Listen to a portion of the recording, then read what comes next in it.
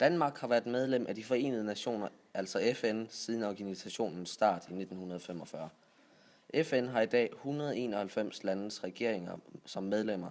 Medlemslandene arbejder sammen for at løse internationale problemer, som f.eks. krige, sygdomme, flygtninge, analfabetisme og overtrædelse af menneskerettighederne, sult og nød. Det er nogle helt konkrete mål, som er blevet sat for år 1990 til 2015, og de skulle helst gerne være opnået til år 2015, og målene er halvere fattigdommen. Dette mål gælder især i den østlige del af Afrika og den sydlige del af Asien.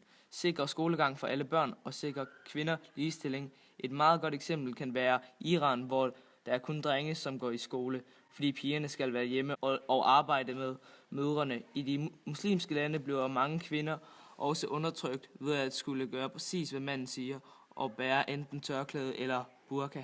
Nedbringe børnedødeligheden med 2/3, eftersom rigtig mange af de asiatiske og østeuropæiske lande mister børn ved ikke at have de ressourcer, som man har brug for at kunne holde barn i live. Nedbringe dødeligheden blandt gravide og fødende kvinder med 3/4. Stoppe spredningen af HIV og AIDS og andre smitsomme sygdomme. Sikre et bæredygtigt miljø og skabe et globalt partnerskab for udvikling. Det er en køreplan, der gælder for alle lande, og den skal de holde. Målene går meget ud på, at de rige lande skal hjælpe de fattige og også mindske alle former for sygdomme. De rige lande skal skabe et globalt partnerskab for udvikling. U-landene er de ansvarlige for punkt 1-7, hvor I-landene er ansvarlige for 8 og lidt af 7.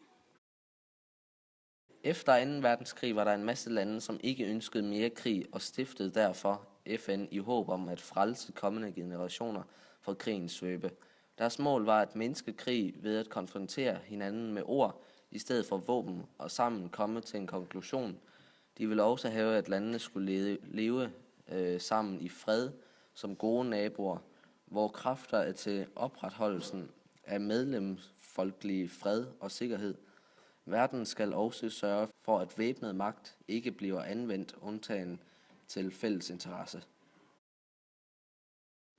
Mange lande i Europa er kommet godt med i de ting, som der skulle gøres, men når det så kommer til Afrika, så er de forholdsvis meget bagud i opgaverne.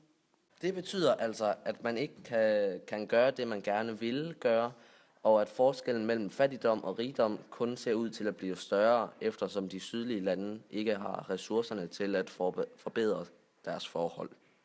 Det område, der har lavet mest fremskridt, er Nordafrika, hvor de, som I kan se, forventer at nå over halvdelen af de opgaver, som de er blevet stillet af FN, mens kun omkring 1/3 af opgaverne ikke forventes at blive opfyldt, dog ikke udelukket.